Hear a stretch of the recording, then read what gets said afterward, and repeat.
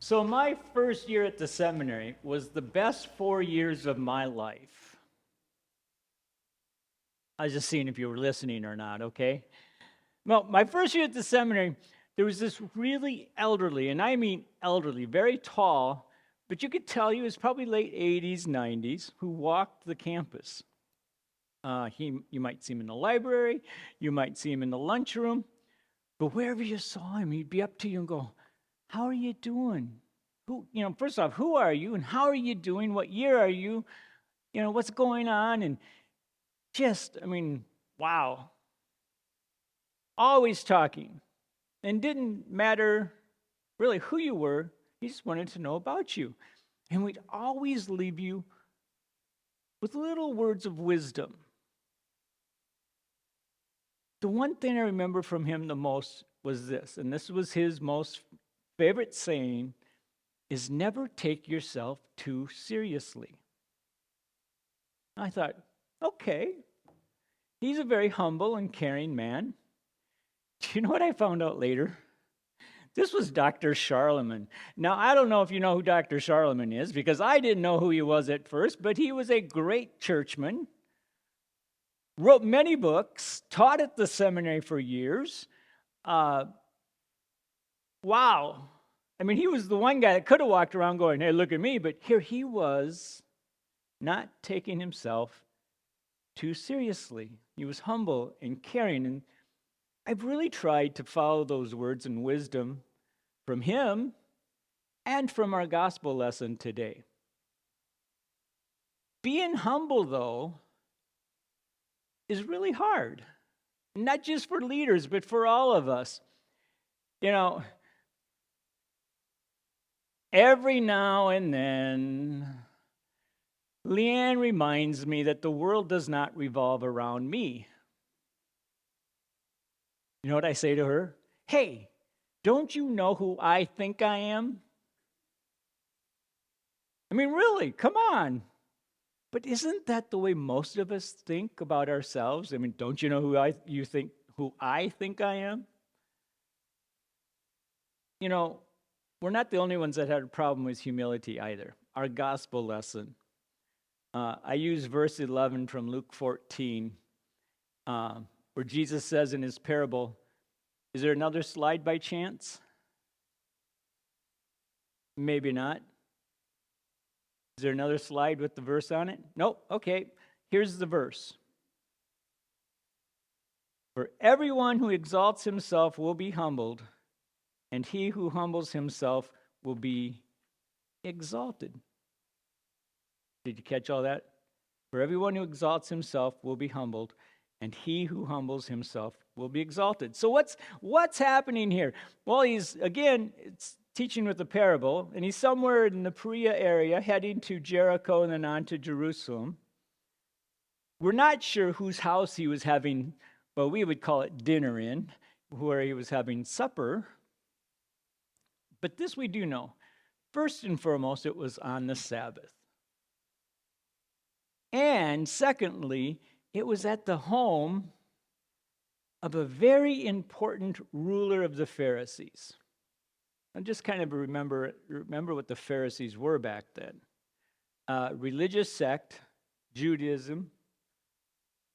Really, during the time of Christ in the early church, they were known for their emphasis on personal piety. Don't you know who I think I am? And following the acceptance of oral tradition and the written one, which gives to them, only 600 plus rules, regulations on how to live your life. I have a problem remembering the 10 Commandments.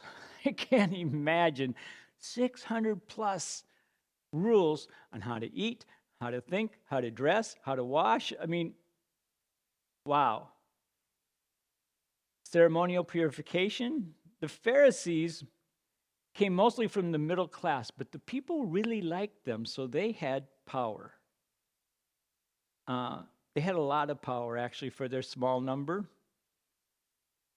And remember this, they were watching Jesus very closely. Remember, he's getting close to Jerusalem.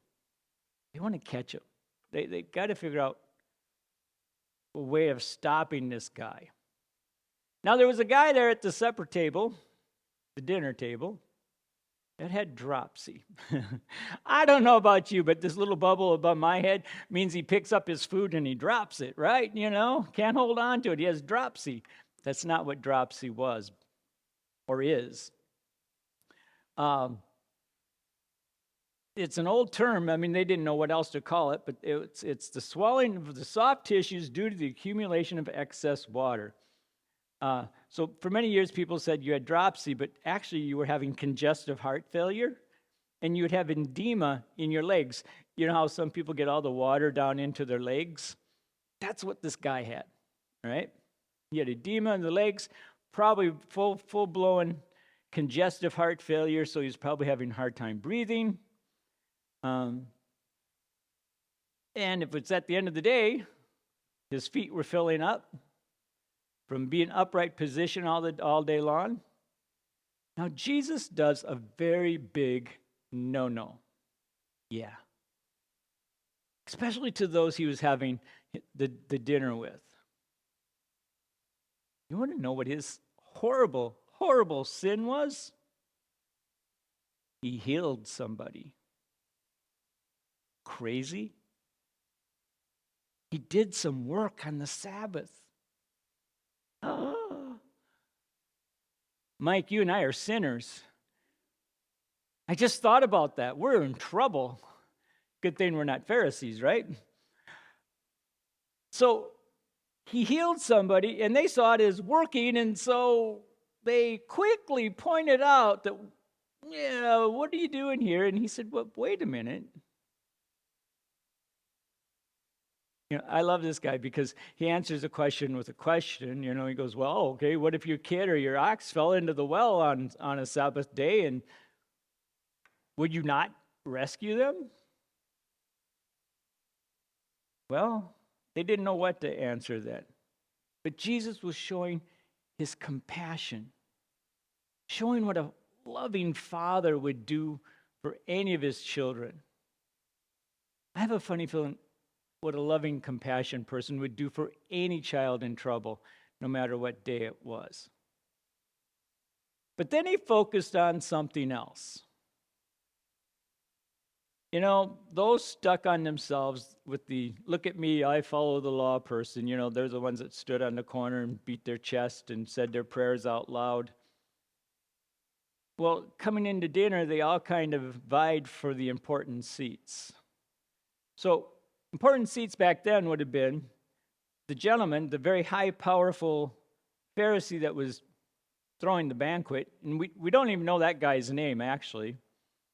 They would all want to sit either on his left or right, and then, out from there. Well, with them all thinking they were the best, they kind of went in and shuffled for those seats. But Jesus kind of told them to take a heart check. Don't assume you're that important. Don't automatically think you're the most important person in the room. He lays it out there with our verse. For everyone who exalts himself will be humbled, and he who humbles himself will be exalted. What is it? What is our takeaway for us today? What's the lesson for us? I would say it's this. It's always okay to be humble, and it's always okay to serve others, no matter what day it is or what time it is. As Americans, even just as humans, we need to remember we may not be who we think we are. Take on the form of a servant. Humble yourself. Because when you humble yourself, you become approachable. And that's important when we want to share the gospel. That's important when we are disciples of Jesus Christ. Even if someone looks or dresses different, be approachable.